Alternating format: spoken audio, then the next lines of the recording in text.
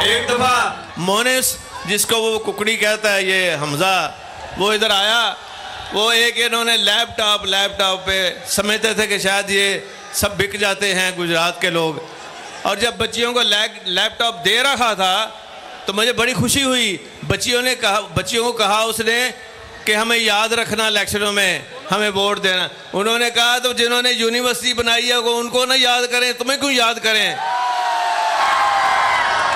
मैं आपका इस बात भी इस वजह से शुक्रिया अदा करता हूँ और मुझे पूरी उम्मीद है कि इंशाल्लाह आपने पीटीआई के साथ दिलो जान से वफा भी पेश करनी है।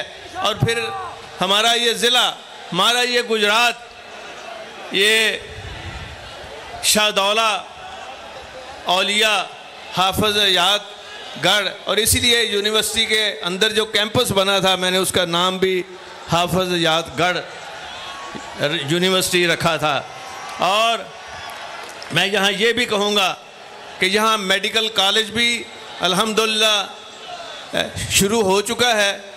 और अब मैं आज इस खुशी में कि इमरान खान साहब आपके पास आए हैं, आपके इस इलाके में आए हैं, तो इंशाल्लाह हम यहाँ एक बहुत बड़ी इंजीनियरिंग यूनिवर्सिटी भी बना रहे हैं इंशाल्लाह।